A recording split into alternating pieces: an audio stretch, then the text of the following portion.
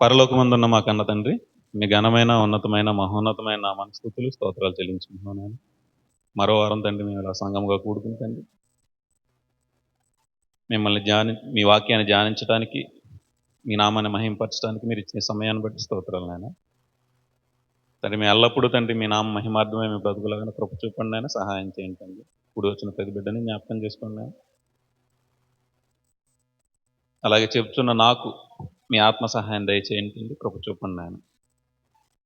మేమందరము తండ్రి ఎల్లప్పుడూ మీ సన్నిధిలో ఉండి మీ వాక్యాన్ని నేర్చుకుని తండ్రి వాక్యానుసారంగా బ్రతకగలిగే శక్తిని, కృపను మాకు దయచేయండి నాయన, సహాయం చేయండి తండ్రి. మహిమ ఘనత ప్రభావాలు మీకే చెల్లించుకుంటూ ఈ ప్రార్థన మీ ప్రియకుమారుడు మా ప్రియరక్షకుడైన యేసుక్రీస్తు వారి యొక్క మహోన్నతమైన నామాన ఈ ప్రార్థన మనలో సమర్పించుకున్నాం మా కన్న తండ్రి. ఆమేన్.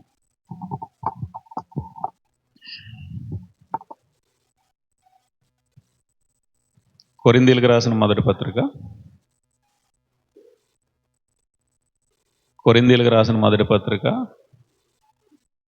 మొదటి అధ్యాయము 9వ వచనం. మన ప్రభు అయిన యేసుక్రీస్తు అను తన కుమారుని సహవాసమునకు మిమ్మల్ని పిలిచిన దేవుడు నమ్మదగినవాడు.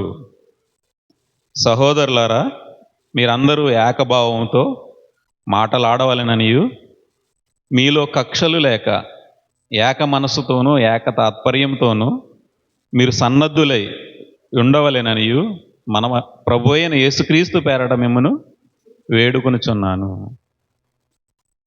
మన ప్రభు అయిన యేసుక్రీస్తు అని తన కుమారుని సహవాసమునకు మిమ్మల్ని పిలిచిన దేవుడు నమ్మదగినవాడు.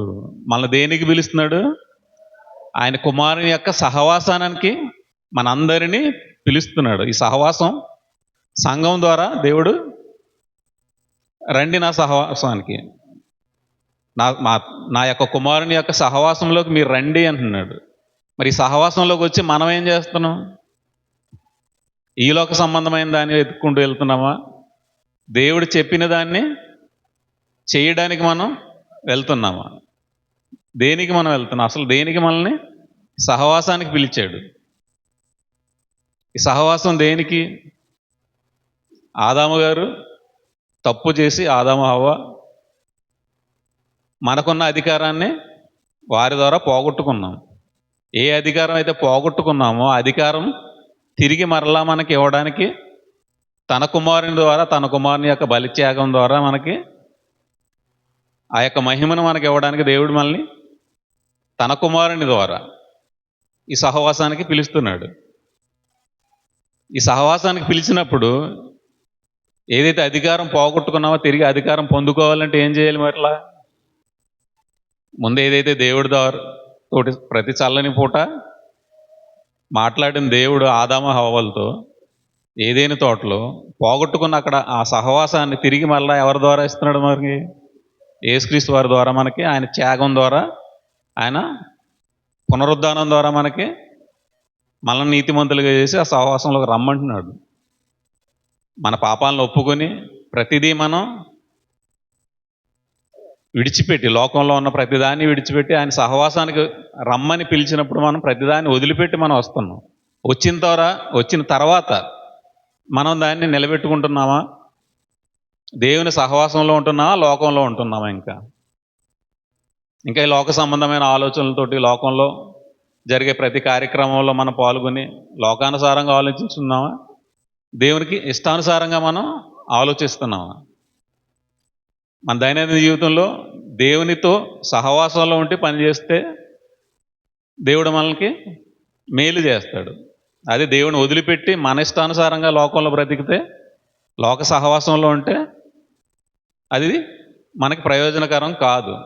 కాబట్టి తన కుమారుని యొక్క సహవాసంలోకి మనల్ని పిలిచిన దేవుడు నమ్మదగినవాడు. మరి ఆ నమ్మదగిన దేవుడు మనల్ని పిలుస్తున్నప్పుడు మనం నమ్మదగిన వారంగా ఉంటున్నామా? మన ఇష్టానుసారంగా లోకంలోకి వెళ్ళిపోతున్నామా? ఇప్పుడున్న ప్రతి ఒక్కరు సంఘంలోకి పిలవబడిన వారే. ప్రపంచంలో ఉన్న ప్రతి ఒక్కరూ కూడా దేవుని ఆజ్ఞల ప్రకారం బ్రతుకుతున్నారా? తమ ఇష్టానుసారంగా బ్రతుకుతున్నారా? ఆయన సహవాసంలోకి వచ్చి ఎలా ఉంటున్నారు అనేది మనమే పరీక్షించుకోవాలి. దేవుడు నమ్మదగినవాడు. మరి మనం ఆ నమ్మదగిన దేవుణ్ణి నమ్మి మనం నమ్మదగిన వారుగా ఉన్నామా, మన ఇష్టానుసారంగా వెళ్తున్నామా అనేది మనం జాగ్రత్తగా చూసుకోవాలి. ప్రకటన గ్రంథము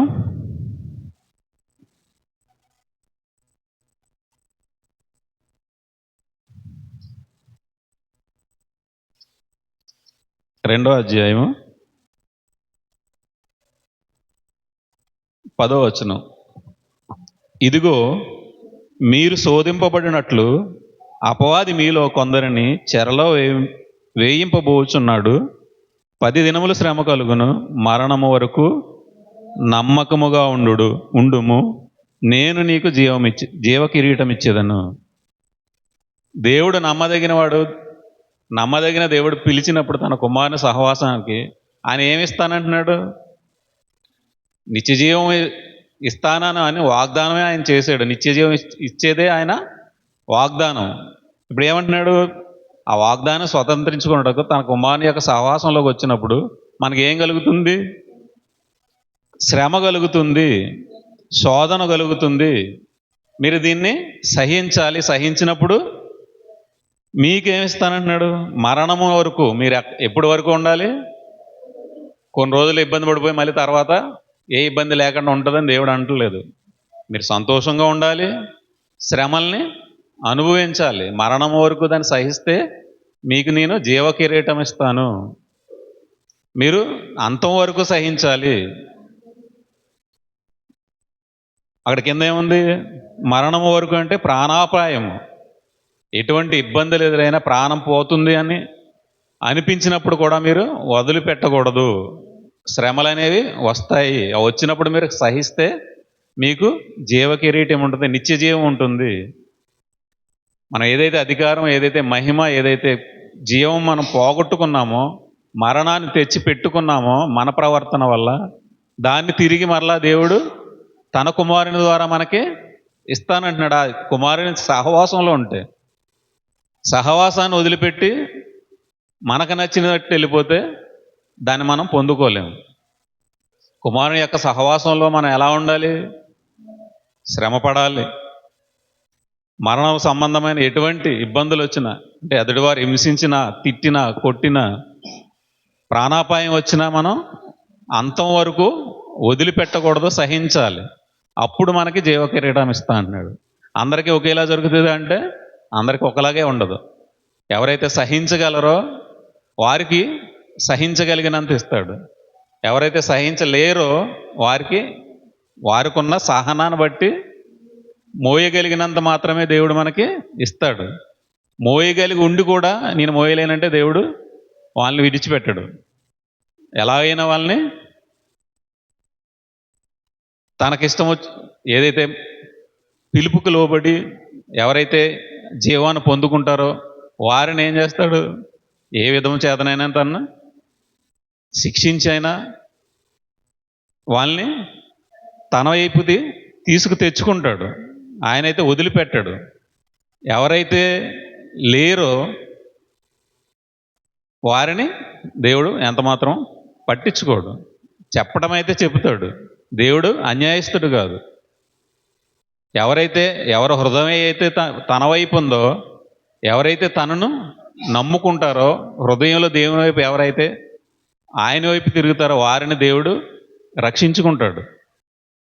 కొంతమంది అయితే వాళ్ళు మృగముల వంటి వారిని ఏమంటున్నాడు దేవుడు? వాళ్ళు చనిపోవడానికే వారు పుట్టారు. వారైతే మాత్రం ఎంత మాత్రం రక్షింపబడలేరు. అందరినీ రక్షిస్తారంటే ఎవరైతే ఆయన వైపు వెళ్ళి ఎవరైతే మారు మనసు పొందుతారో వారిని రక్షిస్తాడు.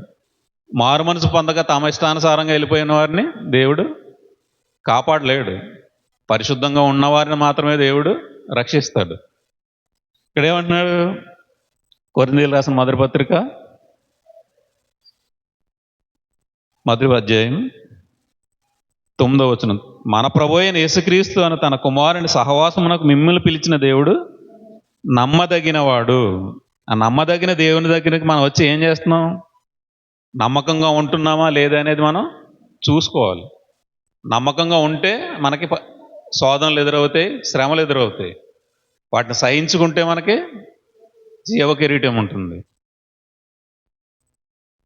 రోమాపత్రిక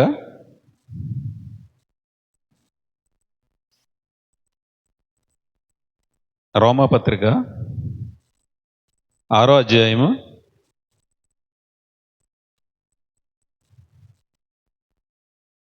22వ వచనం. అయినను ఇప్పుడు పాపము నుండి విమోచింపబడి దేవునికి దాసులైనందున పరిశుద్ధత కలుగుటే మీకు ఫలము, దాని అంతము నిత్య జీవము. ఏలయనగా పాపం వలన వచ్చే జీతము మరణము, అయితే దేవుని కృపావరము మన ప్రభు అయిన క్రీస్తు యేసునందు నిత్య జీవము. ఆయన యొద్దకు వస్తే ఆయన మన పాపాలను క్షమించి మనకు నిత్య జీవాన్ని ఇస్తాడు. ప్రపంచంలో ఎవరైనా మన పాపాల నిమిత్తం చనిపోయిన దేవుడు ఎవరైనా ఉన్నారు అంటే ఆయన యేసుక్రీస్తు వారు మాత్రమే. మరి ఏ దేవుడును లేడు. మనకు సమీపంగా ఉన్న ఏ దేవుడు లేడు. యెహోవా మాత్రమే, పరలోకపు తండ్రి మాత్రమే మనకి సమీపముగా ఉన్న దేవుడు. కీర్తనల గ్రంథం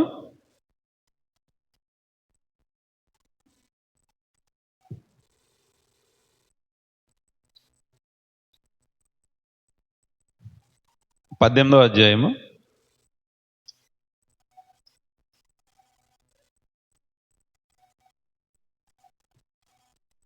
31వ వచనం.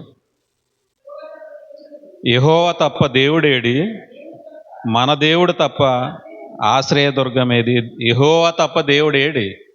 ప్రపంచంలో ఏరి దేవుడు ఎవరైనా ఉన్నారు అంటే యెహోవా తప్ప మనకి దేవుడు లేడు. ఆయన మాత్రమే దేవుడు. సమూయేలు మొదటి గ్రంథం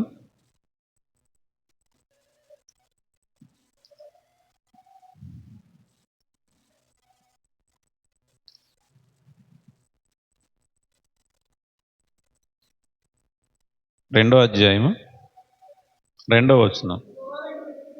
యెహోవా వంటి పరిశుద్ధ దేవుడు ఒక్కడును లేడు, నేను తప్ప మరి ఏ దేవుడును లేడు. మన దేవుని వంటి ఆశ్రయదుర్గం ఏదీ లేదు. మన దేవుడు వంటి దేవుడు ఈ సృష్టిలో లేడు, ప్రపంచంలో లేడు. ఆయనే మనకి దేవుడు. ఆయన వంటి దేవుడు లేడు. పాపము నుండి మనల్ని విడిపించు ఆయన తప్ప వేరే ఏ దేవుడు పాపం నుంచి విడిపించలేదు. ఇప్పటి వరకు ఎవరు పాపం నుంచి విడుదల చేయలేదు. పాపం గురించి మాట్లాడితే అది తప్పు అన్నట్టు మాట్లాడతారు ఇప్పుడు లోకం. దేవుడు పాపం కూర్చే మాట్లాడతాడు. మీరు పాపాన్ని నుంచి బయటకు వస్తే మాత్రమే మీరు విమోచింపబడతారు, లేదంటే మీరు పరిశుద్ధతలోకి రారు. అది బయట లోకంలో అయితే పాపం గురించి ఎత్తితేనే పాపం అన్నట్టు చూస్తారు. పాపం అనేదే మనల్ని దేవుడి నుంచి దూరం చేసింది.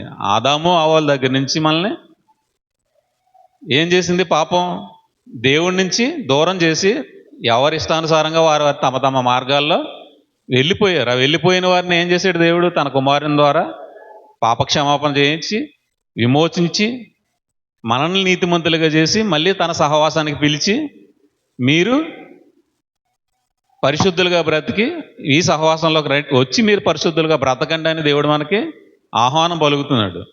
తన కుమారుని ద్వారా మనల్ని నీతిమంతులుగా చేసి పిలిచినప్పుడు మనం ఆ సహవాసంలో ఎలా ఉంటున్నాం, ఎలా ఉండాలి? కొరింథీయులకు రాసిన మొదటి పత్రిక 1వ అధ్యాయము 10వ వచనం. సహోదరులారా, మీరందరూ ఏకభావంతో మాటలాడవలెననియు మీలో కక్షలు లేక. చాలు, ఇక్కడ ఏకభావంతో మాట్లాడవలెననియు అంటున్నాడు. పౌలు గారు ఇక్కడ ఏమంటున్నారు? మీరు ఏకభావంతో మాట్లాడవలెననియు అన్న వెంటనే ఏమంటున్నాడు? మీలో కక్షలు లేక. ఏకభావంతో ఉండాలి అంటే ముందు మనలో కక్షలు ఉండకూడదు. కక్షలు ఉంటే ఒకవేళ కక్ష ఉంటే ఏమవుతుంది? ఏకభావం ఉండదు. ఆయన సహవాసంలో సరిగా ముందు కొనసాగలేరు. ఆ సహవాసం ఏమైపోతుంది? విడిపోతుంది. ఏకభావంతో ఉండాలి అంటే ఏముండాలి? ముందు మనలో కక్షలు ఉండకూడదు. కక్ష ఉంటే విడిపోద్ది అక్కడ. దేవునితో తన కుమారుని సహవాసంలో కొనసాగలేరు. కొనసాగాలి అంటే ముందు మన లోపల కక్షలు ఉండకూడదు. కక్ష ఉంటే ఏమైపోతుంది? విడిపోతుంది. యోహాను సువార్త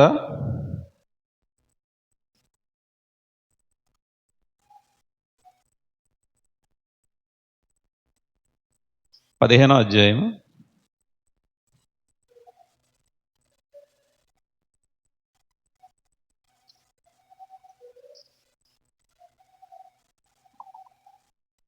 19వ వచనం. మీరు లోక సంబంధులైన ఎడల లోకము తన వారిని స్నేహించును. అయితే మీరు లోక సంబంధులు కారు, నేను మిమ్మల్ని లోకంలో నుండి ఏర్పరచుకుంటున్నాను. అందుచేతనే లోకం మిమ్మను ద్వేషించుచున్నది. మనం ఆయన సహవాసంలో ఉంటే లోకం మనల్ని ద్వేషిస్తుంది. మన లోకంతో ఉంటే లోకం మనల్ని స్నేహిస్తుంది. తన సహవాసంలోకి మనల్ని పిలిచినప్పుడు, మనం ఏకభావంతో ఉన్నప్పుడు లోకం మనల్ని పిలవదు, మనతో కొనసాగదు, మనల్ని ద్వేషిస్తుంది. అదే మనం లోకంతో ఉన్నప్పుడు సంఘంలో ఉన్నవారితో మనం కొనసాగలేము. అంటే అప్పుడు ఏమవుతుంది? లోకంతో ఉన్నవారు సంఘంలో ఉన్నవారితో కక్షల్లో ఉంటాయి. లోక సంబంధమైన ఆలోచనలు ఏవైతే ఉన్నాయో ఆ ఆలోచనల వల్ల ఏమైపోతుంది? ఏకభావం రాదు. లోకానుసారంగా ప్రవర్తించినప్పుడు, ఆయన సహవాసంలో మనం కొనసాగాలనుకున్నప్పుడు ఏకభావం రావాలి అంటే లోపల మనకి ఏదో అడ్డుపడితే, కక్ష ఉంటే ఏకభావం రాదు, సంఘంలో కొనసాగలేము. సంఘంలో సరైన విధంగా ఏకభావంతో కొనసాగలేకపోతుంటే లోపల ఏదో లోక సంబంధమైన ఏదో ఆలోచనలు ఉన్నాయి, లోక సంబంధమైన ఏదో ఇబ్బందులు ఉన్నాయని మనం పరీక్షించుకోవాలి. ఎప్పుడైతే మనం సంఘంలోకి వచ్చిన తర్వాత ఏకభావంతో ఉండలేకపోతున్నాం అంటే అక్కడ ఏదో తేడా ఉంది, ఏదో మన లోపల మనల్ని దూరం చేస్తుంది. అక్కడ మనకు అహం ఉందా? లోక సంబంధమైన ఏ ఆస్తుల మీదైనా, ఏ ఉద్యోగం మీదైనా మనకి ప్రేమ ఉందా? ఆ ప్రేమ ఉన్నప్పుడు, లోకం మీద ప్రేమ ఉన్నప్పుడు ఏకభావం రాదు. లేదంటే ఎటువంటి ఇబ్బందులు, కక్ష అంటే ఏదో గొడవ, చిన్న చిన్న గొడవలు, అవి విపరీతంగా పెద్ద కొట్టుకునేంత గొడవలు కాదు, చిన్న చిన్న గొడవల వల్ల ఏమైపోతుంది? కక్షలు పెరిగిపోయి విడిపోతుంది. ఏకభావం రావాలంటే లోకాన్ని పూర్తిగా త్యజించాలి. నేను సిలువకి లోకాన్ని మేకులతో కొట్టేను అని అన్నప్పుడు ఇంకా లోక సంబంధమైన ఆలోచనలు మనలో ఉండకూడదు. ఉంది అంటే ఏకభావం రాదు. అందుకు మీరు ఏకభావంతో అంటే అక్కడ కక్షలు లేక అంటున్నాడు. ఏకభావం రావాలి అంటే ముందు మీలో కక్షలు ఉండకూడదు. అది ఎటువంటి సంబంధమైన, అది చిన్నదా పెద్దదా, లోకంలో ఉన్న దేని గురించైనా మనకు ఆశ ఉంటే, అహం ఉంటే అక్కడ విడిపోతుంది. కాబట్టి దేవుడు ఏమంటున్నాడు? మీరు కలిసి ఉండాలి, కలిసి కొనసాగాలి. ఆయన సహవాసంలో మీరు కలిసి కొనసాగాలి అంటే ఏకభావంగా మీకు ప్రతి ఒక్కరికి ఉండాలి. ఏకభావం కావాలంటే లోపల ఎటువంటి కక్షలు ఉండకూడదు. అదే కొరింథీయులకు రాసిన మొదటి పత్రిక 11వ అధ్యాయము 16వ వచనం. ఎవడైనను కలహప్రియుడిగా కనపడిన ఎడల మాలోనైనను దేవుని సంఘములోనైనను ఇట్టి ఆచారం లేదని వాడు తెలుసుకొనవలెను. మీకు ఈ ఆజ్ఞనిచ్చుచు మిమ్మల్ని మెచ్చుకొనను. మీరు కూడి వచ్చుట ఎక్కువ కీడుకే గాని ఎక్కువ మేలుకు కాదు. మొదటి సంగతి ఏమనగా, మీరు సంఘమందు కూడి ఉన్నప్పుడు మీలో కక్షలు కలవని వినుచున్నాను. కొంత మట్టుకు ఇది నిజమని నమ్ముచున్నాను. ఇక్కడ ఏమంటున్నారు? ఎవడైనాను కలహప్రియుడిగా కనపడినలా, దేవుని సంఘంలో ఇది ఆచారం కాదు. కలహప్రియుడిగా ఎవరు ఉండకూడదు. ఉండటం వల్ల ఏమవుతుంది? ఆ కలహాలు పెట్టుకుని, లోపల కక్షలు పెట్టుకుని సంఘానికి వస్తే ఏమవుతుంది? అది కీడే కానీ మేలు కాదు. అది వచ్చేవారికి మేలు కాదు. సంఘానికి వచ్చిన ఇబ్బంది ఏమీ లేదు. కాకపోతే ఎవరైతే కలహప్రియుడిగా ఉన్నాడో, కక్షలు ఉన్నాయో, వారికి ఏమైపోతుంది, వారు కీడులో పడిపోతున్నారు. వాళ్ళు రావడం కీడుకు తప్ప మేలు కాదు. కాబట్టి ప్రతి ఒక్కరు ఏం చేయాలి? కక్షలు ఉండకూడదు, భిన్నాభిప్రాయాలు ఉండకూడదు, ఏక మనసుతో ఉండాలి. కక్ష ఉంటే ఏక మనసు రాదు, ఏకభావం రాదు. కాబట్టి ఎవరైనా లోపల ఎటువంటి ఇబ్బందులు ఉన్నదాన్ని దేవుని యొద్దకు పట్టుకెళ్ళి యేసుక్రీస్తు వారికి పాదాల చెంత దాన్ని చెరపట్టి ఆయన పాదాల వద్ద పెట్టి దాన్ని వదిలిపెట్టినప్పుడు సంఘంలో ఏకభావం ఉంటుంది. ఏకభావం రావాలంటే లోపల ముందు కక్ష ఉండకూడదు అంటున్నారు. ఆ కక్షలు ఎటువంటి కక్షలైనా, చిన్నదైనా పెద్దదైనా, మరి ఏదైనా దాన్ని మనం బయటే విడిచిపెట్టాలి. నేను లోకంలో చనిపోయాను అని అంటే మరి మళ్ళీ దాన్ని తెచ్చుకుంటున్నాం అంటే మనం సంఘంలోకి వచ్చినప్పుడు మరి దాన్ని తెచ్చుకుంటే అది ఎంతకి కీడికే కానీ మేలుకు కాదు అంటున్నారు. మనకు మేలుకరంగా ఉండాలి అంటే ప్రతిదాన్ని మనం విడిచిపెట్టాలి, ఏకభావంతో ఉండాలి.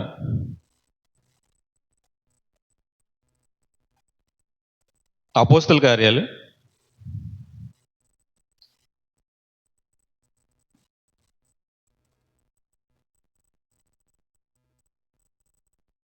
4వ అధ్యాయం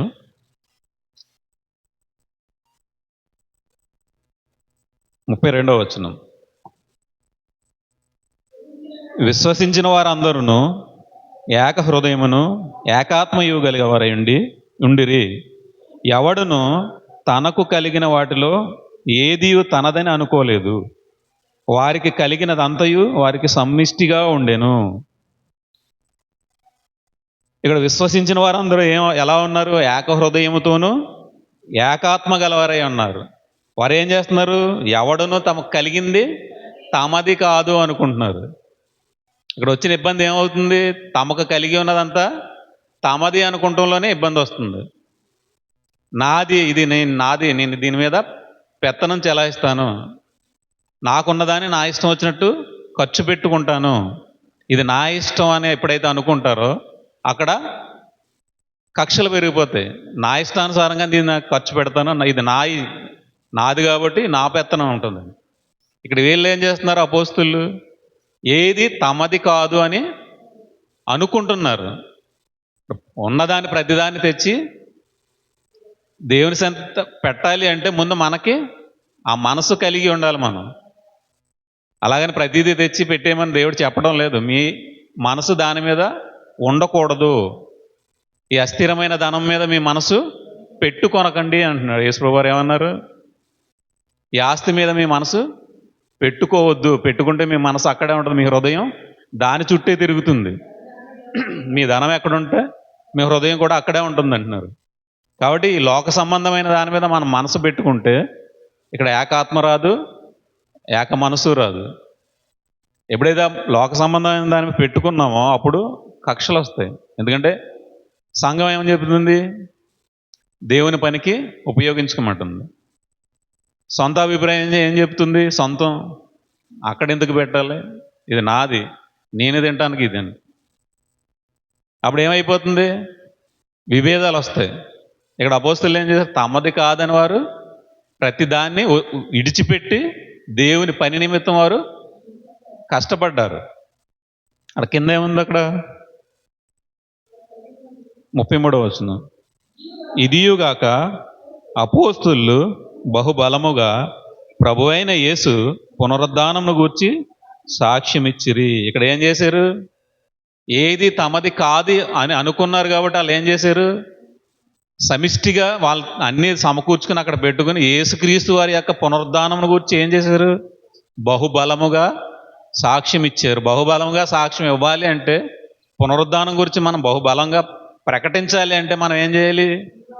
ఉన్నవాటి మీద మనం మనసు పెట్టుకోకూడదు. ఇది నాది కాదు అని ఎప్పుడైతే మనం దాని మీద మనసు తీసేసుకుని దేవుని వైపు ఎప్పుడైతే మనం మనసు పెట్టుకుంటామో అప్పుడు పునరుద్ధానం గురించి మనం బహుబలముగా మనం ప్రకటించగలం, మాట్లాడగలం. ఆయన పునరుద్ధానం గురించి మనం మాట్లాడలేకపోతున్నాము, ఆయన గురించి మనం సిగ్గుపడుతున్నాం అంటే మనం ఎక్కడో ఇంకా లోకం మీద మన ఆశలు ఉన్నాయి, దేని మీద మనకి మనసు వెళ్ళిపోతుంది. అప్పుడే మనం బలముగా ప్రకటించలేకపోతాం. వాళ్ళు బహుబలంగా ప్రకటిస్తున్నారు అంటే ఆయన మరణ పునరుద్ధానాన్ని. వారు ఏది తమది కాదు, ఆయన మాత్రమే మనకు శాశ్వతం, ఇంకేది శాశ్వతం కాదని వారు బలంగా వాళ్ళు నమ్మి దేవుణ్ణి దాన్ని విడిచిపెట్టి ఆయన మరణ సమాధి పునరుద్ధానాల్ని బహుబలంగా ప్రకటిస్తున్నారు. అప్పుడు మాత్రమే ఏకభావం ఉంటుంది. ఏకభావం రావాలంటే ఏది నాది కాదు అని మనం అనుకుంటేనే, దాని మీద మనసు దేవుని వైపు మరలితేనే. ఎప్పుడైతే ఆస్తి మీద మనసు ఉందో, ఎప్పుడైతే ఉద్యోగమా, ఆస్త, అంతస్త, అధికారమా, కీర్త, అది ఏదైనా వెండి బంగారాలు మిమ్మల్ని విమోచించలేవన్నారు. వాటి మీద మనసు పెట్టుకున్నప్పుడు, అది నాది అనుకున్నప్పుడు మనం దేవుని గురించి ప్రకటించలేము. ఎప్పుడైతే మనం ఇది నాది కాదు, ఇది అందరిది, దేవుడిచ్చింది, దేవునికి నేను ఖర్చు పెడతానని మనసు ఉన్నప్పుడు మన ఆయన నిమిత్తం మనం బ్రతకగలము, ఆయన పునరుద్ధానాన్ని బహుబలంగా ప్రకటించగలం. ఆయన గురించి సాక్ష్యం ఇవ్వగలగాలి అంటే మనం ముందు మనకి లోకం మీద ఆశ పోవాలి. నేను లోకంలో చనిపోయాను, నా ప్రతిదాన్ని నేను సిలువలో మేకులు కొడుతున్నాను అని అనుకున్నప్పుడు ఇంకా మరి లోకంలో ఉంటే మనం యేసుక్రీస్తు వారిని గురించి, ఆయన పునరుద్ధానం గురించి ప్రకటించలేము. మనం ప్రకటించాలి అంటే లోకంలో మనం చనిపోవాలి. చనిపోయామంటే వాటి మీద మనకి ఆశ ఉండకూడదు. మీరు ధనవంతులు కాకంటే, మీరు ధనం ఉంటే తప్పు లేదు, దేవుడు ధనాన్ని వదిలిపెట్టేమనలేదు. ఉండొచ్చు, అది ఆ ఉన్నదాన్ని దేని నిమిత్తం ఖర్చు పెట్టగలగాలి? దేవుని పని నిమిత్తం ఖర్చు పెట్టగలిగినప్పుడే మనకి ఆ పునరుద్ధానం గురించి చెప్పే ధైర్యం ఉంటుంది. వాటి మీద ఆశ పెట్టుకున్నప్పుడు మనం చెప్పలేకపోతున్నాం అంటే ఆశ ఎక్కడో ఉంది, మనల్ని ఏదో లాగుతుంది. దాన్ని మనం ఆలోచించుకోవాలి. వదిలిపెట్టే మనసు మనకు ఉందా, ఇంకా ఏదో మనల్ని మభ్య పెడుతుందా అనేది మనం పరీక్షించుకోవాలి. మనం ఎక్కువగా ఎప్పుడు కూడా మనం దేవుని గురించి బహుబలంగా సాక్ష్యం ఇవ్వాలి అంటే మనకి లోకం మీద ఆశ ఉండకూడదు. ఇది శాశ్వతమైంది కాదు, ఇది లయమైపోయేది, ఇక్కడ మనకి ఏది శాశ్వతం కాదు అని ఎప్పుడైతే మనం దృఢంగా మనం విశ్వసించామో అప్పుడు మాత్రమే మనం ఆయన గురించి, ఆయన పునరుద్ధానం గురించి మనం ప్రకటించగలం, సాక్ష్యం ఇవ్వగలం. ఇప్పుడు మన నమ్మకం ఎవరి మీద ఉంచాలి? సమస్తము ధారాళంగా దయచేయి దేవుని అందే మనం నమ్మికించాలి తప్ప ఈ అశాశ్వతమైన ఈ ధనం వైపు కానీ, ఈ ఆస్తుల వైపు కానీ, ఈ లోక సంబంధమైన దేని మీద మనం మనసు పెట్టుకోకూడదు. మన సంఘంలో ఉన్నామంటే సంఘంలో ఎలా కొనసాగుతున్నాము, సంఘానికి క్షేమాభివృద్ధికి ఎంత మనం పాటుపడుతున్నాం అనేది మనం ఆలోచించుకోవాలి. సంఘం యొక్క క్షేమం గురించి మనం పాటుపడుతున్నామా, మన సొంత పనుల గురించి పాటుపడుతున్నామా? మన క్రియలే దాన్ని సాక్ష్యం ఇస్తాయి. లేదు నేను సంఘం గురించే పాటుపడుతున్నానంటే మనం ఏం చేస్తున్నాం అనేది తేటతలం అయిపోద్ది. మనం ఎలా నడుస్తున్నాం అనేది మన ప్రవర్తన బట్టే మన క్రియలు బయటకు వస్తాయి. కాబట్టి మన సంఘం గురించి పాటుపడుతున్నామని చెప్పుకుంటూ మన లోకంలో మన పనులు చేసుకుంటే దేవుడికి అది ఇష్టమైంది కాదు. సంఘంలోకి వచ్చినప్పుడు ఏకభావం ఉండదు. ఏకభావం కావాలి అంటే ప్రతిదాన్ని విడిచిపెట్టాలి. విడిచిపెట్టకపోతే మనకి ఏకభావం రాదు, ఏకాత్మ రాదు. ఆత్మ రావాలి అంటే మనం లోకం మీద ఆశ పోవాలి. ఎటువంటి ఆశ ఉన్నా మనకి లోపల కక్షలు వస్తాయి, అహం వస్తుంది, అహంకారం వస్తుంది, గర్వం వస్తుంది. ఇవన్నీ వచ్చినప్పుడు ఏమైపోతుంది?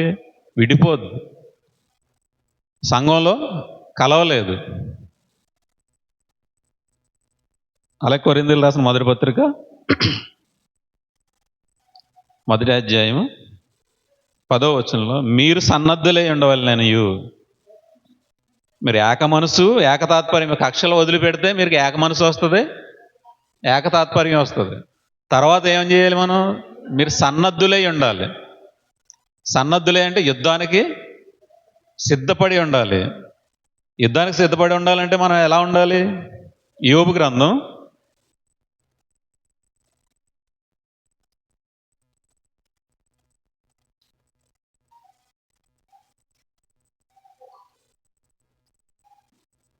7వ అధ్యాయము 1వ వచనం.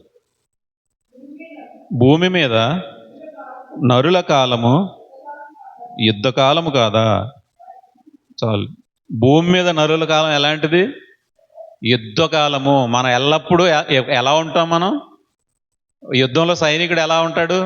పోరాడుతూ ఎలాగైతే ఉంటాడో మనం కూడా అలాగే ఉంటాం. నాకేది ఇక్కడ సంతోషం ఉంటుంది, నేను చాలా సంతోషంగా కొనసాగిపోతాను అనేది మనుషులకు ఉండదు. ఎల్లప్పుడూ ఇక్కడ యుద్ధకాలమే.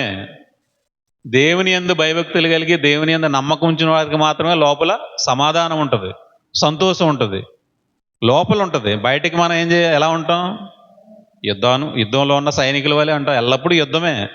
ఉదయం లేచినప్పటి నుండి రాత్రి పడుకునే వరకు మనకి యుద్ధమే ఉంటుంది. ఎవరొకరితోనా, మన హృదయంతోనా, ఎల్లప్పుడూ యుద్ధంలోనే మనం మన దినాన్ని కొనసాగిస్తూ ఉంటాం. నరుల కాలం ఎల్లప్పుడూ యుద్ధకాలమే. ఆ యుద్ధకాలంలో ఉన్నప్పుడు మనం ఎలా ఉండాలి? సామెతల గ్రంథం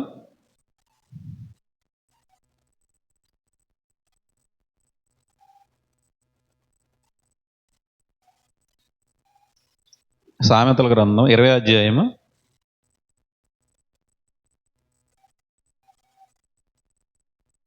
18వ వచనం.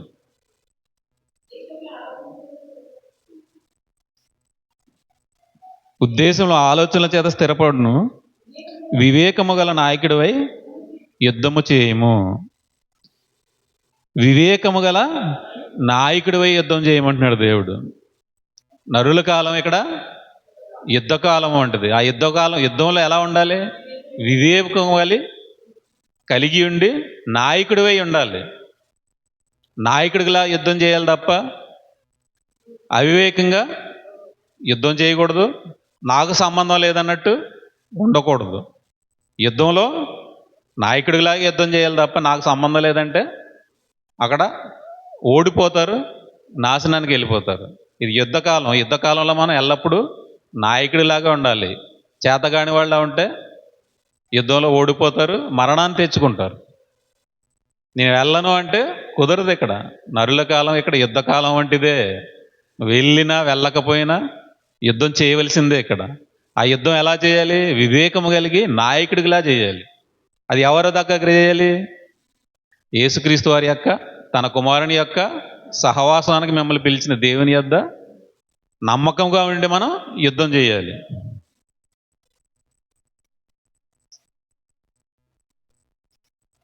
ఆ యుద్ధం చేయాలి అంటే మనం ఎవరి దగ్గర ఉండాలి? సమాధానంగా ఉండాలి. ముందు మనం దేవుని యొద్ద సమాధానంగా ఉంటే మనం యుద్ధానికి వెళ్ళగలం.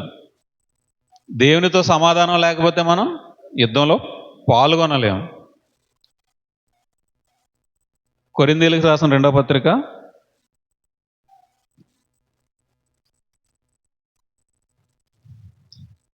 5వ అధ్యాయము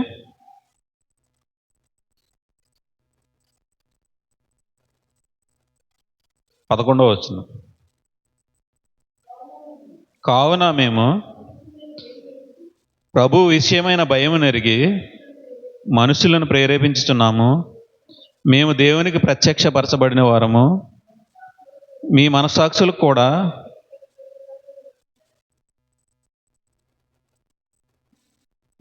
ఒకసారి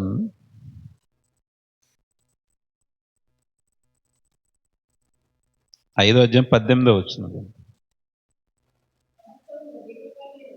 సమస్తమును దేవుని వలనైనవి, ఆయన మనల్ని క్రీస్తు ద్వారా తనతో సమాధానపరుచుకొని ఆ సమాధానపరుచు పరిచయాన్ని మాకు అనుగ్రహించెను. ఇక్కడ ఎవరితో సమాధానపరుచుకున్నాడు దేవుడు? క్రీస్తు ద్వారా. క్రీస్తు ద్వారా మనల్ని దేవునితో సమాధానపరుచుకున్నాడు. మనం ఎక్కడైతే మనం మన అధికారాన్ని, మన స్వతంత్రాన్ని, మన మహిమను పోగొట్టుకున్నామో అది తిరిగి మరలా ఎవరి ద్వారా మనకిస్తున్నాడు? తన కుమారుని సహవాసం ద్వారా, తన కుమారుని ద్వారా మనకి సమాధానాన్ని ఇస్తున్నాడు. తన కుమారుడు లేకపోతే ఆయనతో మనకి సమాధానం ఉండదు. మన ఇష్టానుసారంగా వెళ్ళిపోతాం, మనం నచ్చినట్టు చేసుకుంటామంటే ఈ లోకంలో సమాధానం ఉండదు. ఈ యుద్ధకాలంలో, ఈ యుద్ధ సమయంలో మనం ఎవరితో సమాధానంగా ఉండాలి? యేసుక్రీస్తు వారి ద్వారా దేవునితో సమాధానంగా ఉండాలి. ఆదాము హవ్వలు పోగొట్టుకున్న ఆ సమాధానాన్ని, ఆ సహవాసాన్ని తిరిగి ఆయన కుమారుడి ద్వారా మనకి ఇస్తున్నప్పుడు, ఆ సమాధానాన్ని మనం పోగొట్టుకున్నప్పుడు ఆ సమాధానం తన కుమారుని సహవాసము ద్వారా, తన కుమారుని ద్వారా మనం దేవునితో సమాధానం పడగలం. లేదు మన మన మార్గాల్లో, తమ తమ మార్గాల్లో దేవుడు ముందు నడనిచ్చాడు. అలాగే వెళ్ళిపోతాను, అలాగే నేను పూజించుకుంటాను దేవుణ్ణి అంటే యుద్ధం అయితే ఉంటుంది, సమాధానం ఉండదు. సమాధానం కావాలి అంటే యేసుక్రీస్తు వారి ద్వారా మాత్రమే దేవునితో మనకు సమాధానం ఉంటుంది. ఆ సమాధానంతో మనం ఇక్కడ నాయకుడిలా యుద్ధం చేయాలి. వివేకము కలిగిన నాయకుడు అయి యుద్ధం చేయమంటున్నాడు. కాబట్టి ఎప్పుడైతే మనం ఆయన కుమారుని యొక్క సహవాసంలోకి వచ్చామో, ఆ కుమారుని యొక్క సహవాసంలో దేవునితో సమాధాన పడుతున్నామో, ఆ సమాధానంతో మనం యుద్ధం చేయగలం. మనకి ఆయన కుమారుడు మనకి వివేకాన్ని అనుగ్రహించాడు. ఆయన కుమారుని ద్వారానే మనకి సమస్తమును అనుగ్రహింపబడుతున్నవి. కాబట్టి ఆయన కుమారుని సహవాసంలోనే మనం ఎల్లప్పుడూ యుద్ధంలో ఉండాలి, యుద్ధాన్ని చెయ్యాలి. యుద్ధం చేయాలంటే సంఘంలో ఏకభావం కావాలి. ఏకభావం కావాలి అంటే ఈ లోక సంబంధమైన ఆశలు ఉండకూడదు, కక్షలు ఉండకూడదు, అహంకారం ఉండకూడదు, అవివేకం ఉండకూడదు, కలహాలు ఉండకూడదు, లోక సంబంధమైన ఏ ఆశలు ఉండకూడదు. అప్పుడు మాత్రమే మనకి ఏక మనసు, ఏకాత్మ ఉంటుంది. అప్పుడు మనం యుద్ధానికి సన్నద్ధులమై ఉంటాం. ఆ యుద్ధంలో మనం ఎలా పాల్గొనాలి? ఆయన కుమారుని ద్వారా దేవునితో సమాధానపడి వివేకం కలిగి నాయకుడిలా పోరాడాలి. ఏది తమది కాదు. ఈ యుద్ధం చేస్తున్నానంటే ఇది దీంట్లో ఏదో స్వార్థంతోనో అసూయతోనో యుద్ధం చేయకూడదు. స్వేచ్ఛగా, స్వచ్ఛందంగా, ఎటువంటి లోపల కల్మషాలు పెట్టుకోకుండా దేవుని రాజ్యం నిమిత్తం మాత్రమే మనం యుద్ధం చేయాలి. నెహెమ్యా గ్రంథం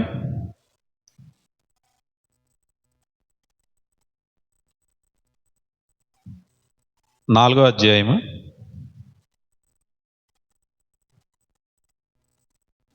'నెహెమ్యా గారు ఆ ప్రాకారం కట్టేటప్పుడు, ఆ ప్రాకారం కట్టే సమయంలో ఇప్పుడు మన సంఘం కట్టినప్పుడు, సంఘంలో కొనసాగుతున్నప్పుడు బయట వారు ఏం చేస్తారు?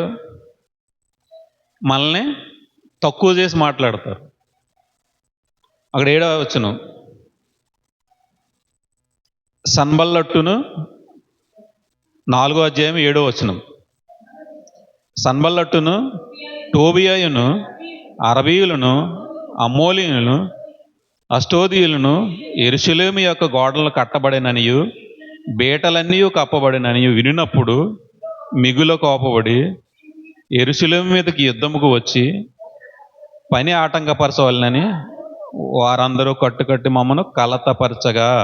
ఇక్కడ ఏం చేస్తున్నారు వారు? ఇప్పుడు సంఘాన్ని కట్టినప్పుడు, సంఘంలో కొనసాగుతున్నప్పుడు అన్యులు ఏం చేస్తారు? పగబడతారు. వీళ్ళు కొనసాగిపోతున్నారు, దేవుని రాజ్యం కట్టబడుతుందని సాతాను వాళ్ళు ప్రేరేపించినప్పుడు వారు ఏం చేస్తారు? ఆటంకపరుస్తారు. ఆటంకపరిచి ఏం చేస్తారు? ఈ గోడను కట్టినప్పుడు ఏమవుతుంది? గోడ ఏమవుతుంది అంటున్నారు వాళ్ళు? అక్కడ నక్క పైకెక్కి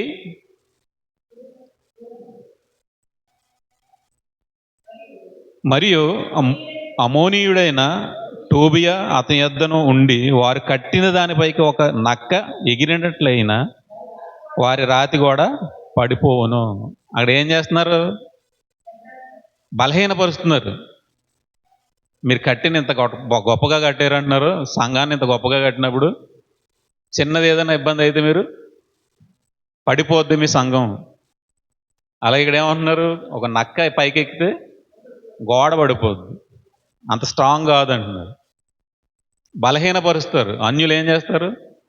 బలహీనపరుస్తారు. మీకు అంత గొప్ప ఏమీ లేదు, మీరు కడుతున్నారు అనుకుంటున్నారు, మీరేం చేయలేరు, మీరు నిలబెట్టలేరు అని బలహీనపరిచి ధైర్యం లేకుండా చేస్తున్నారు. 8వ వచనం, మిగుల కోపపడి యెరూషలేము మీదకి యుద్ధం వచ్చి పని ఆటంకపరచవాలని వారందరూ కట్టుకట్టి మమ్మల్ని కలతపరచగా మేము మా దేవునికి ప్రార్థన చేసి వారి భయము చేత రాత్రింబగళ్ళు కావలి ఉంచితిమి. ఇక్కడ ఏం చేస్తున్నారు వాళ్ళు? అన్యులు భయపెట్టినప్పుడు ఏం చేయాలి? మొదటిగా ప్రార్థన చేసి, ప్రార్థన చేస్తున్నారు ఇప్పుడు సంఘముగా కూడి ప్రార్థన వాళ్ళు చేస్తున్నారు. ఇప్పుడు మనం ఏం చేయాలి? ప్రార్థనే మనకి ఆయుధం. మన ఏకభావంతో, ఏక మనసుతో, ఏకాత్మతో ఇక్కడ మన ప్రార్థన చేసినప్పుడు దేవుడు మనకి సహాయం చేస్తాడు. భయం చేత వాళ్ళు ఏదో భయపెడుతున్నారని మనం వాళ్ళు భయంలో పడిపోయి వణికిపోయి పని మానేస్తే ఏమైపోతుంది? పనికి ఆటంకం వస్తుంది. వాళ్ళ పని ఏమిటి? ఆటంకపరచవాలనని. వాళ్ళు ఆటంకపరచాలనే వాళ్ళ పని. ఇక్కడ మనం ఏం చేయాలి? దేవునికి మొదటిగా ముందు ప్రార్థన చేసి రాత్రింబగళ్ళు కావలి ఉంచితిమి. అంటే రాత్రి పగల్లో మన మనసును కావలించుకోవాలి. ఇప్పుడు ప్రార్థన చేయాలి, మన హృదయాన్ని దేవుని వాక్యం చేత భద్రపరచుకోవాలి.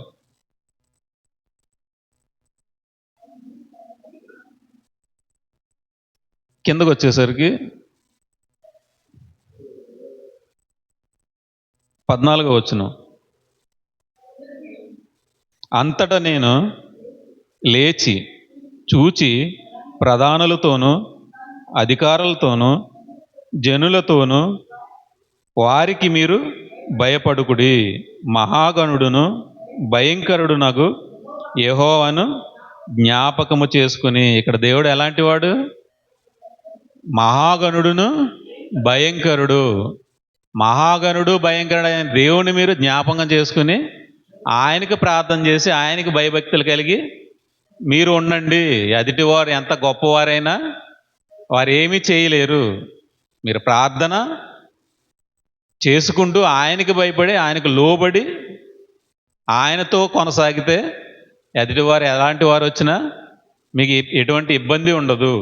ముందు మీరు ఎదుటివారు భయపెడుతున్నప్పుడు, కలతపరుస్తున్నప్పుడు, ఇబ్బంది పెడుతున్నప్పుడు మీరు ప్రార్థన చేయండి. ప్రార్థన చేసిన తర్వాత ఆయనకు లోబడి ఉండండి. ఆయన ఎలాంటి వాడు? మహాగణుడు, భయంకరుడు. ఈ లోకంలో ఆయన వంటి దేవుడు లేడు. ఆయనకి సాటి ఏదీ లేదు. ఆయనే గొప్ప దేవుడు, ఆయన మహాగణుడు అని మీరు ఎప్పుడైతే నమ్ముతారో, ఆయన నమ్మదగిన దేవుడు.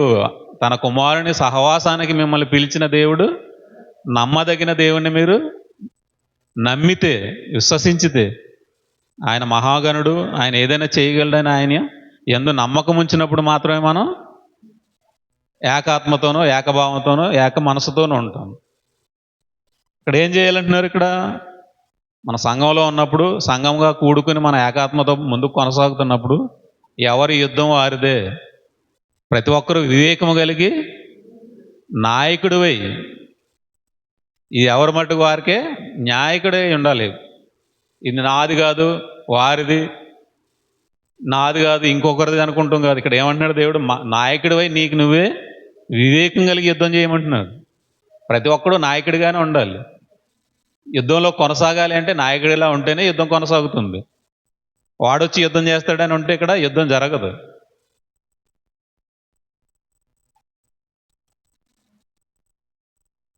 మీ సహోదరుల పక్షముగాను, మీ కుమారుల పక్షముగాను, మీ కుమార్తెల పక్షముగాను, మీ భార్యల పక్షముగాను మీ నివాసము మీకుండునట్లు యుద్ధము చేయుడి. ఇక్కడ మనం ఎలా చేయాలి యుద్ధం? మీ సహోదరుల పక్షంగా, మీ కుమారుల పక్షంగా, మీ కుమార్తెల పక్షముగా, మీ భార్యల పక్షముగా మీ నివాసం మీకుండునట్లు, మీ కుటుంబాల నిమిత్తం, మీ సహోదరుల నిమిత్తం యుద్ధం చేయాలి. ఆ యుద్ధం ఎలాగ చేయాలి? మీ నివాసాన్ని కాపాడుకుంటానికి. ఎవరి నివాసం వారిదే. మీకు నివాసాలే సిద్ధపరచడానికి వెళ్తున్నానన్నారు ఆయన, యేసుప్రభు వారు. ఆ నివాసం కాపాడబడాలంటే ఎవరి నివాసం నిమిత్తం వారు పోరాడాలి. ఎలా పోరాడాలి? తన సహోదరుల నిమిత్తం, తన కుమారుల నిమిత్తం, కుమార్తెల నిమిత్తం, భార్యల నిమిత్తం, తన తల్లిదండ్రుల నిమిత్తం, అందరి నిమిత్తం ప్రార్థన చేయాలి, యుద్ధం చేయాలి. యుద్ధం ఎలా చేయాలి? వివేకము కలిగి నాయకుడిలా చేయాలి. యుద్ధంలోకి వెళ్ళినప్పుడు ప్రతి ఒక్కరూ సైనికుడిలా చేయకూడదు, నాయకుడిలా చేయాలి. ఎప్పుడైతే నాయకుడిలా చేస్తావో అప్పుడు ఎదటివారు చెప్పవలసిన అవసరం ఉండదు. సైనికుడికి ఎవరు, ప్రతి ఒక్కరు ఏం చెప్పాలి? నాయకుడు ఏం చెప్పాలి? ఇలా యుద్ధం చేయి, అలా చేయి, ఎదురికి వెళ్ళని చెప్తారు. ఇక్కడ ఎలా అంటున్నాడు దేవుడు? ప్రతి ఒక్కడు నాయకుడిలా చేయాలి, వివేకం కలిగి చేయాలి. అక్కడికి వెళ్ళిన వాళ్ళు ప్రతి ఒక్కరూ సైనికులే. కాకపోతే వాళ్ళు ఎలా యుద్ధం చేయాలి? నాయకుడిలా చేయాలి, వివేకం కలిగి చేయాలి. ఆయన కుమారుడు మనకు వివేకాన్ని అనుగ్రహించినప్పుడు మనం ఎలా ఉండాలి? వివేకం కలిగి నాయకుడిలా మన నివాసాలు మనం కాపాడుకున్నటకు యుద్ధం చేయాలి. అది ఎలా చేయాలి? సంఘం ద్వారా. ఇక్కడ వీళ్ళు ఏం చేస్తున్నారు? ప్రాకారం కట్టడానికి వీళ్ళందరూ ఏకంగా కూడి ప్రార్థన చేసుకుంటూ యుద్ధం చేస్తూ ఒక చేత్తో కత్తి, ఒక చేత్తో గోడ నిర్మిస్తున్నారు. ఆ నిర్మించేటప్పుడు ఎలా నిర్మించాలి? సహోదరుల నిమిత్తం, కుమార్తెల నిమిత్తం, కుమారుల నిమిత్తం, భార్యల నిమిత్తం, కుటుంబం నిమిత్తం యుద్ధం చేస్తూ తమ నివాసాలని కాపాడుకోవాలి, నిర్మించుకోవాలి. ఎవరి నివాసం వారిదే. ఇక్కడ మనం కష్టపడితే ఇంకొకరి నివాసం కట్టబడదు. మనం కష్టపడ్డ కష్టానికి మన నివాసాన్ని దేవుడు నిర్మిస్తాడు, దాన్ని సిద్ధపరుస్తాడు. యుద్ధం ప్రతి ఒక్కరిదే. ఇక్కడ నరుల కాలం, యుద్ధకాలం. ప్రతి ఒక్కరు యుద్ధం చేయాలి. ఆ యుద్ధం తన కుమారుని యొక్క సహవాసంలో ఉండి చేయాలి. ఆ యుద్ధం చేసినప్పుడు, ఆయన సహవాసంలో ఉన్నప్పుడు ప్రతి ఒక్కడు నాయకుడిలా చేయాలి. ఇక్కడ ఏదో చేతగానే వాళ్ళలాగా యుద్ధం చేయకూడదు. ప్రతి ఒక్కరూ నాయకుడిలాగే చేయాలి. అప్పుడు ఎవరి నివాసం వారికి సిద్ధపరచబడదు.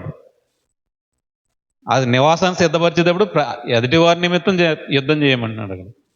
సహోదరుల నిమిత్తం, కుమారుల నిమిత్తం, కుమార్తెల నిమిత్తం, భార్యల నిమిత్తం, ప్రతి ఒక్కరి నిమిత్తం ఇక్కడ యుద్ధం చేసుకుంటూ తమ నివాసాలను కాపాడుకోమంటున్నాడు. కాబట్టి సంఘంలో మనం ఉన్నప్పుడు, సంఘంలో మనం కొనసాగుతున్నప్పుడు ప్రతి ఒక్కరూ ఆయన సహవాసంలోకి వచ్చినప్పుడు మనం పోగొట్టుకున్న అధికారాన్ని తిరిగి మనం రాబట్టుకోవాలంటే ఆయన కుమారుని యొక్క సహవాసంలో మనం ఉండాలి. మొదటిగా దేవునితో సమాధాన పడాలి. నాకు నేనుగా విడిపోయి చేస్తానంటే ఇక్కడ యుద్ధం కొనసాగదు. యుద్ధం ఉంటుంది, విజయం అయితే రాదు. విభజించి పాలించమన్నట్టు సాతాను ఏం చేస్తాడు? విడదీసేసి యుద్ధంలో పాల్గొనకుండా ఏం చేస్తున్నారు? అక్కడ వాళ్ళని ఇక్కడ ఏం చేస్తున్నారు? భయపెట్టి ఏం చేస్తున్నారు? ఇక్కడ ఆటంకపరుస్తున్నారు.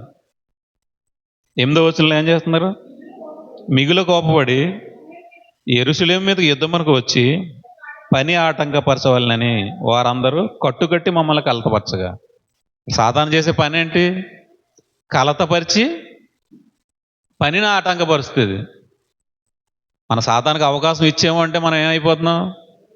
దేవుని పనికి దూరం అయిపోతున్నాం. దేవుని పనికి దూరం అయ్యాయంటే మనం నివాసాన్ని కట్టుకోలేము. కాబట్టి మన నివాసాన్ని మనం కట్టుకోవాలి అంటే సహోదరుల నిమిత్తం మనం ప్రాణం పెట్టబద్దులమై ఉన్నామన్న. సహోదరుల నిమిత్తం, కుటుంబం నిమిత్తం, ప్రతి ఒక్కరి నిమిత్తం మనం కష్టపడాలి, యుద్ధం చేయాలి వాళ్ళ తరపుని. ప్రతి ఒక్కరిది ఇక్కడ యుద్ధకాలం.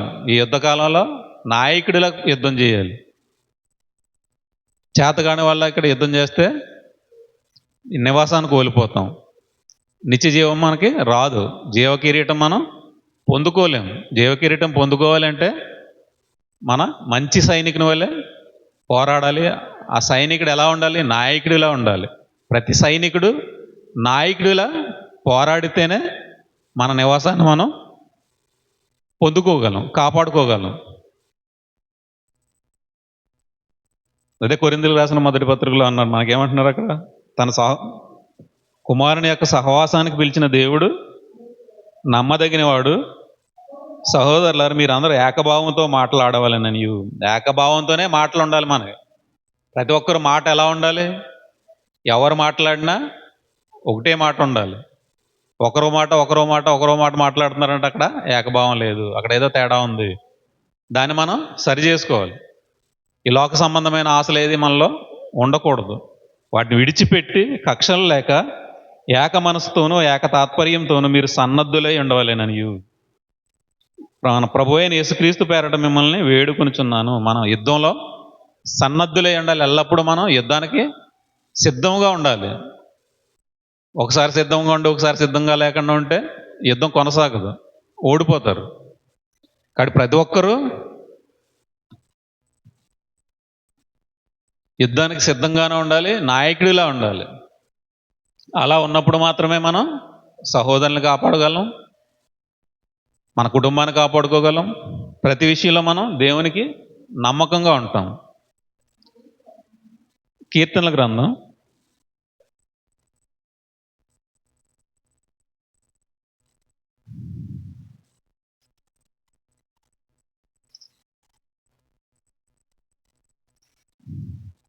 18వ అధ్యాయము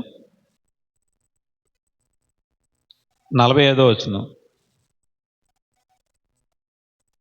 అన్యులు నిస్త్రాణ గలవారే వణుకుచు తమ దుర్గములు విడిచి వచ్చేదరు. ఎప్పుడైతే మనం స్ట్రాంగ్గా ఉంటామో, ఎప్పుడైతే మనం ఏకభావంతోనో, ఏక తాత్పర్యంతోనూ, ఏక మనసుతోనూ, ఏక ఆత్మతో ఉంటామో, అప్పుడు అన్యులు ఏమవుతున్నారు? వారు భయపడుతూ వణుకుచు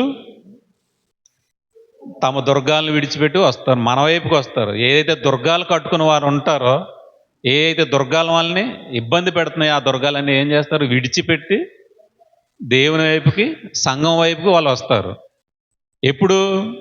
మనం నాయకుడిగా యుద్ధం చేసినప్పుడు, వివేకం గల నాయకుడిలాగా తన కుమారుని యొక్క సహవాసంలో దేవునితో మనం సమాధానపడి ప్రతిదాన్ని విడిచిపెట్టి ఏకభావంతో మనం ఎప్పుడైతే యుద్ధంలో ఉంటామో, ఈ లోక సంబంధమైన దుర్గాలను పడగొట్టాలంటే మనం ఆయన కుమారుని యొక్క సహవాసంలో ఉండాలి. ప్రతి ఒక్కరు ఏం చేశారు? దుర్గాలు కట్టేసుకున్నారు. ఎవరో దుర్గం వాళ్ళు కట్టేసుకుని దాన్నే దేవుడిగా పూజించుకుంటూ వస్తున్నారు. ఎప్పుడైతే మనం దేవుళ్ళలో బలముగా మనం కొనసాగుతామో అప్పుడు ఏం చేస్తారు? వాళ్ళు అన్యులు నిస్త్రాణగా వారే వణుకుచు, వాళ్ళు ఏమి చేయలేకుండా ఏం చేస్తారు? వణుకుచూ వస్తారు మన వైపు. మామూలుగా రారు. ఎవరైతే భయపెడతారో, ఎవరైతే మనల్ని కలత పెడతారో, ఎవరైతే మనల్ని బలహీనపరుస్తారో వాళ్ళే ఏం చేస్తారు? భయపడుతూ మళ్ళీ దేవుని వైపు వస్తారు. కాబట్టి మనం ఏకభావంతో ఉండాలి, ఏకాత్మతో ఉండాలి. యుద్ధంలో ఎప్పుడు మనం కొనసాగుతూ దేవుని సహవాసంలో మనం దేవునికి ఇష్టలుగా ఉండాలి. అప్పుడు మాత్రమే మనం అన్యుల్ని గెలవగలం. లేదంటే వారు మన మీదకి యుద్ధానికి వస్తారు, మనల్ని గెలుస్తారు. మనం ఎల్లప్పుడూ మనం ఏకభావంతో ఉండాలంటే కక్షలు ఉండకూడదు. ఎటువంటి కక్షలు, అది చిన్నదా పెద్దదా ఏదైనా సరే దాన్ని విడిచిపెట్టి దాన్ని సరి చేసుకుని ముందు కొనసాగినప్పుడు మాత్రమే ఏకాత్మ, ఏక మనసు ఉంటుంది. ఏకభావం రావాలి అంటే కక్షలు ఉండకూడదు. ఆ కక్షలు వదిలిపెట్టిన తర్వాత ఏక మనసు, ఏకాత్మ వస్తుంది. అప్పుడు మాత్రమే మనం యుద్ధంలో నాయకుడిలాగా మనం పనిచేయగలం. తన కుమారుని సహవాసానికి పిలిచిన దేవుడు నమ్మదగినవాడు. కాబట్టి మనం నమ్మకంగా కొనసాగాలంటే మనలో ఎటువంటి కక్షలు ఉండకూడదు. కాబట్టి ప్రతి ఒక్కరూ తమ తమ నివాసాలను కాపాడుకోవాలంటే ఎల్లప్పుడూ యుద్ధంలో సన్నద్ధులుగా ఉండాలి, దేవునితో సమాధానంగా ఉండాలి. మొదట ఎదురువారు మనల్ని బలహీనపరుస్తున్నారంటే ముందు మన ప్రార్థన, మొదటిగా మనం ప్రార్థన చేసి మహాగణుడును భయంకరుడైన దేవుని ఆజ్ఞలు మనం గైకొంచు ఆయన సన్నిధిలో మనం ఎప్పుడు నిందారహితంగా ఉంటే దేవుడు ఎల్లప్పుడూ మనకు సహాయం చేస్తాడు. కాబట్టి ఎవరి నివాసాలు వాళ్ళు కాపాడుకుంటూ సహోదరుల నిమిత్తం, కుటుంబం నిమిత్తం పోరాడాలి. యుద్ధంలో వివేకం కలిగి నాయకుడిలా పోరాడాలి. ఈ యుద్ధం లోక సంబంధమైన యుద్ధం లాంటిది కాదు. మన యుద్ధోపకరణాలు లోక సంబంధమైనవి కావు.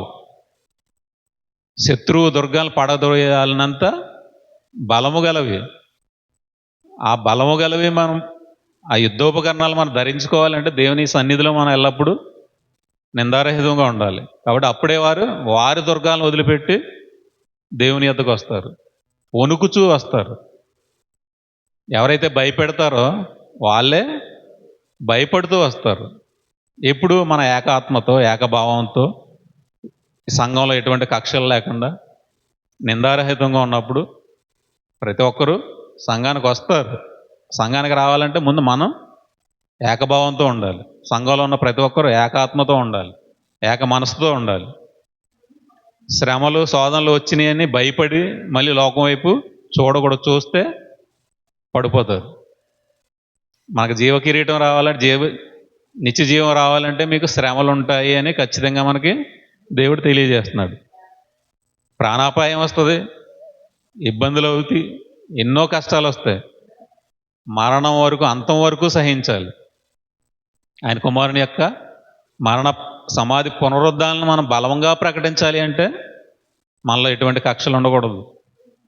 ప్రతి విషయంలో మనం ఏది నాది కాదు, ఇదంతా దేవునిది, ఇది దేవుడిచ్చింది, అది మనతో ఉన్నా మన దృష్టి దాని మీద ఉండకూడదు. దాన్ని ఎల్లప్పుడూ దేవుని పనికి వినియోగించేలా మన ఆలోచన ఉండాలి. దాన్ని నిలబెట్టుకోవడానికి మనం 100 రకాల ఆలోచనలు ఆలోచించుకుంటే ఏక మనసు రాదు, ఏకభావం రాదు. అప్పుడు కక్షలే వస్తాయి. అపోస్తలులు అందరూ ఏం చేశారు? తమ తమ చరాస్తుల్ని అమ్మి తెచ్చి ప్రతి ఒక్కరికి సమానంగా పంచారు. అది ఈ కాలంలో సంభవం అంటే దేవుడు దాన్ని తెచ్చి పెట్టేయమంటలేదు, నువ్వు దాన్ని లేని వారికి. యేసుప్రభువు వారు ఏమన్నారు? నీకున్న ధనాన్ని, నీ భూమిని అమ్మి పేదలకు ఇచ్చి అప్పుడు నన్ను వెంబడించి అన్నారు. అంటే ఎవరికో ఇచ్చేయమని కాదు, నువ్వు మంచి మనస్సాక్షి కలిగి దీనులను, దరిద్రులను ఆదరించగలిగే మనసు కావాలి అని. ఆదరించగలిగితే దీనుల్ని, దరిద్రుల్ని, అప్పుడు దేవుడు కనికరిస్తాడు. అప్పుడు దేవునితో మనకి సహవాసం ఉంటుంది. మనకున్న ఆస్తి, మనకున్న ఉద్యోగం, మనకున్న కీర్తి దేవునికి మనకి ఆటంకం కాకూడదు. దాన్ని ఎప్పుడైతే విడిచిపెడతామో అప్పుడు మాత్రమే ఏకభావం గలవారై ఉంటాం. కాబట్టి ప్రతి ఒక్కరూ ఈ యుద్ధంలో మనం పోరాడాలి. పోరాడినా పోరాడకపోయినా మనం యుద్ధంలోనే ఉంటాం. ఏదోటి వచ్చి మనకు తగిలేస్తుంది. యుద్ధంలో ఉన్నవాడికి ఏమవుతుంది? నేను పోరాడనని కూర్చున్నా ఎవరొకరు వేసిన బాణమో, ఎవరొకరు వేసిన బాంబు వచ్చి మన మీద పడద్దు. నాకు సంబంధం లేదంటే కుదరదు, ఇక్కడ పడద్దు మన మీద. నువ్వు పోరాడినా పోరాడకపోయినా యుద్ధంలో ఉన్నావు కాబట్టి ఏదోటి వచ్చి మన మీద పడద్ది. అప్పుడు మనం ఏం చేయాలి? ఏది మన మీద రాకుండా ఉండాలంటే మనం వివేకం కలిగి ఆయన సహవాసంలో నాయకుడిలా యుద్ధం చేసినప్పుడు మాత్రమే మనం గెలుస్తాము. ఇక్కడ శ్రమలు అనేవి ప్రతి ఒక్కరికి ఉంటాయి. నీకుంది నాకు లేదనేది ఉండదు. ప్రతి ఒక్కరికి సమస్య ఉంటుంది, శ్రమలు ఉంటాయి. ఈ శ్రమల్ని మనం ఆయన సహవాసంలో ఉండి, క్రీస్తు యేసు వారి యొక్క సహవాసంలో ఉండి దేవునితో సమాధానపడి యుద్ధం కొనసాగించినప్పుడు మాత్రమే మనం సంఘంగా కొనసాగగలం. సంఘంలో మనం విజయం సాధించగలం. ఎవరి నివాసాలు వారు సిద్ధపరచుకోగలరు, సాధించుకోగలరు. యుద్ధం చేసినప్పుడు నివాసాన్ని కాపాడుకోవాలనుకున్నప్పుడు మనం ఎలా చేయాలి? ఎవరి నిమిత్తం చేయాలి? సహోదరుల నిమిత్తం చేయాలి, కుటుంబం నిమిత్తం చేయాలి. ప్రతి ఒక్కరి నిమిత్తం మనం యుద్ధం చేస్తూనే ఉంటాం, మన నివాసాన్ని మనం కాపాడుకుంటూ ఉంటాం. కాబట్టి ప్రతి ఒక్కరూ దేవుడు ఏదైతే చెబుతున్నాడో దాని ప్రకారం కొనసాగితేనే మనకి జీవ కిరీటం, నిత్య జీవం. మనకు ముందున్న పని ప్రతిదాన్ని వదిలిపెట్టి ఆయన పునరుద్ధానం గురించి బహుబలముగా మనం ప్రకటించగలగాలి. ఆ ప్రకటించగలిగినప్పుడు మాత్రమే మనకి నిత్యజీవం ఉంటుంది. నిత్యజీవం కావాలి అంటే మనం ప్రతిదాన్ని వదిలిపెట్టాలి. వదిలిపెట్టి మనం ఏం చేయాలి? ఆయన కుమారుని గురించి, ఆయన పునరుద్ధానం గురించి బహుబలముగా మనం ప్రకటించగలగాలి. ప్రకటించలేకపోతున్నాము అంటే మనలో ఏదో లోపం ఉంది, మనలో ఏదో పగ, కక్ష ఏదో ఉంది మనకి. దానివల్ల మనం చెప్పలేకపోతున్నాం, ముందు కొనసాగలేకపోతున్నాం. ప్రతి దాన్ని యేసుక్రీస్తు వారి యొక్క పాదాల చెంత పెట్టుకుని చెరపట్టి ఆయన పాదాల యొద్దకు తెచ్చిపెడితే ఆయన మనకు సహాయకారిగా ఉంటాడు. మనకు ఎల్లప్పుడూ సమాధానాన్ని అనుగ్రహిస్తాడు. కాబట్టి ఎప్పుడు కూడా మనం ఆయన సన్నిధిలో మనం కొనసాగాలి. ప్రార్థనలోను, ఎదుటివారికి సహాయం చేసేవారుగాను ఎల్లప్పుడూ ఉంటే దేవుడు మనకి ఎప్పుడు సహాయకారిగా ఉంటాడు. రాత్రి పగళ్ళు మనం భద్రంగా మనం కాపాడుకోవాలి, దేవుడు మనకి సహాయకారిగా ఉంటాడు. ఆయన కాపాడుతాడు కదా అని మనం నిద్రపోతే ఆయన కాపాడు. రాత్రి పగళ్ళు మనం మేల్కొని ఉండాలి, ఆయన యందు భయభక్తులు కలిగి ఉండాలి. మన హృదయం, మన మనసు ఎప్పుడు ఆయన మీద ఉండాలి. అప్పుడు మాత్రమే ఆయన మనల్ని ముందుకి కొనసాగిస్తాడు, నిత్య జీవాన్ని అనుగ్రహిస్తాడు. కాబట్టి ప్రతి ఒక్కరూ ఈ మాటలు మీరు ఆలోచించుకుని ధ్యానించి ఆ విధంగా కొనసాగాలి. కొనసాగినప్పుడు మాత్రమే మనం నిత్య జీవాన్ని పొందుకోగలం. ప్రార్థన చేసుకుందాం. పరలోకమందున్న మా కన్న తండ్రి, మీ ఘనమైన ఉన్నతమైన మహోన్నతమైన నామానికి స్తుతులు స్తోత్రాలు చెల్లించుకుంటున్నాను నాయన. నాయన, మీ కుమారుని యొక్క సహవాసానికి మమ్మల్ని పిలిచినప్పుడు తను మేము పోగొట్టుకున్న అధికారాన్ని మేము చేజిక్కించుకోవాలి అంటే తండ్రి, ఆయన యొక్క సహవాసంలో మేము కొనసాగాలి నాయన. మాలో ఎటువంటి కక్షలు, ఎటువంటి అహంకారం, ఎటువంటి కీర్తి గురించిన ఆలోచనలు లేకుండా ఈ లోక సంబంధమైన ప్రతి దానిని తండ్రి వదిలిపెట్టి తండ్రి మీ కుమారుని యొక్క సహవాసంలో కొనసాగడానికి మాకు కృప చూపండి అయినా సహాయం చేయండి తండ్రి. తిరిగి మేము అధికారం పొందుకున్నట్టు కృప చూపండి అయినా సహాయం చేయండి తండ్రి. మీరు నిత్యజీవం ఇస్తాననే వాగ్దానం తండ్రి మీరు చేశారు నాయన. తండ్రి మేము దాన్ని నమ్మి మేము అందిపుచ్చుకునే వరకు ఉండడానికి కృప చూపండి నాయన. తండ్రి ఎల్లప్పుడూ తండ్రి మేము ప్రార్థనలోనూ మెలకుగా ఉండి మా నివాసాలను తండ్రి మేము కాపాడుకున్నట్టు తండ్రి ఎల్లప్పుడూ మేము యుద్ధంలో నాయకుడిలా వివేకం కలిగి ప్రవర్తించడానికి, వివేకంతో తండ్రి మేము యుద్ధం చేయడానికి కృప చూపండి అయినా సహాయం చేయండి. నేను విన్న వాక్యాన్ని తండ్రి ప్రతి ఒక్కరి హృదయాల్లో ఫలింపజేయండి, సహాయం చేయండి. ఆయన ప్రతి ఒక్కరిని తండ్రి మీ పాదాల చెంత పెట్టుకుంటూ ఈ ప్రార్థన మీ ప్రియకుమారుడు మా ప్రియరక్షకుడు అయిన యేసుక్రీస్తు వారి యొక్క మహోన్నతమైన నామాన ఈ ప్రార్థన మనలు సమర్పించుకున్నాం మా కన్న తండ్రి. ఆమేన్. అందరికీ వందనాలు.